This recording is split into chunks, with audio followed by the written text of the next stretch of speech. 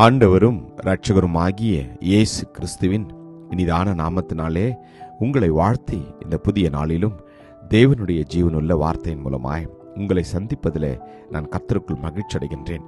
பிலிப்பியர் 4:11. என் குறைச்சலினால் நான் இப்படி சொல்லுகிறதில்லை, ஏனெனில் நான் எந்த நிலைமையில் இருந்தாலும் மனரம்யமாயிருக்க கற்றுக்கொண்டேன். Philippians 4:11. Not that I speak in regard to need, for I have learned in whatever state I am to be content. Amen. கர்த்தருடைய நாமம் மகிமைப்படுவதாக. எந்த நிலைமையிலும் மனரம்யமாயிருக்க கற்றுக்கொள்ள தேவன் விரும்புகின்றார். அது மாத்திரமல்ல, எல்லா நிலைமையிலும் தேவனோடு கூட நாம் இருக்க வேண்டும்.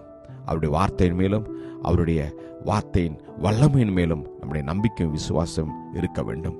வேதம் சொல்வது போல, கர்த்தர் நமக்கு எல்லாவற்றையும் கொடுத்தாலும், அவர் எல்லாவற்றையும் எடுத்துக்கொண்டாலும், நாம் எல்லாவற்றையும் இழந்து போனாலும் கூட கர்த்தரை நீங்களும் நானும் விட்டு விலகக்கூடாது.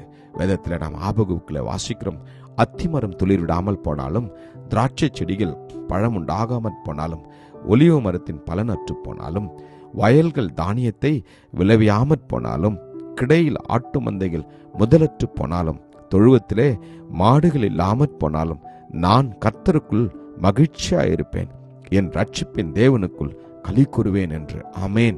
நம்முடைய வாழ்க்கையில கூட நாம் அப்படித்தான் வாழ வேண்டும். எல்லா சூழ்நிலையிலும் நீங்களும் நானும் மனரம்யமா இருக்க வேண்டும். காரணம், நம்மை அழைத்த தேவன் உண்மையுள்ள தேவன். நீங்களும் நானும் வெட்கப்பட்டு போகவில்லை.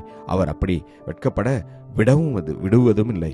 ஆம், பவுல் கூட அப்பதான் சொல்றாரு, தாழ்ந்திருக்கவும் எனக்கு தெரியும், வாழ்ந்திருக்கவும் எனக்கு தெரியும், எவ்விடத்திலும் எல்லாவற்றிலும் திருப்தியா இருக்கவும் பட்டினியா இருக்கவும் பரிபூர்ணமடையும் குறைவுபடவும் போதிக்கப்பட்டேன் என்று சொல்கிறார்.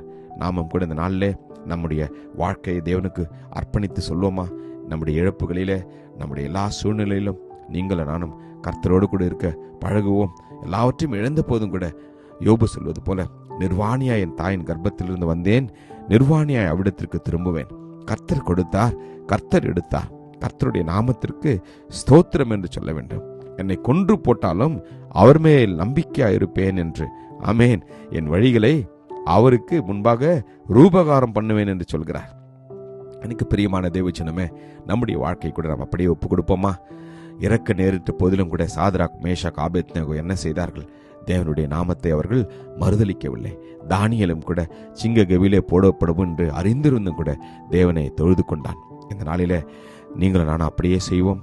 கர்த்தர் அவர்களை எப்படி காப்பாற்றினாரோ, அவர்களை எப்படி உயர்த்தினாரோ, அவர்களுடைய வாழ்க்கையை இன்றும் சாட்சியாய் நீங்களும் நானும் பேசும்படியாக வைத்தாரோ, அதே போல நம்முடைய வாழ்க்கையை அவர் வைப்பார். கர்த்தருடைய நாமம் மகிமைப்படட்டும். கிருபையும் இரக்கம் நிறைந்த நல்ல தகப்பனே, இந்த நல்ல நாளுக்காக உமக்கு நன்றி அப்பா. எந்த சூழ்நிலையிலும் நாங்கள் ஆண்டவரே உம்மோடு கூட இருக்கவும் மனரம்யமா இருக்கவும் ஆண்டவரே எங்களுக்கு கற்றுக் கொடுத்ததற்காக உமக்கு நன்றி அப்பா. தாழ்ந்திருக்கும்படியான கிருபை தாங்க ராஜாவே. அப்பொழுது நீர் எங்களுக்கு கிருபை அளிப்பீர். ஆசீர்வதியும். இயேசுவின் நாமத்தில் ஜெபிக்கிறோம் ஜீவனுள்ள நல்ல தகப்பனே. ஆமேன். God bless you. Jesus loves you. Amen.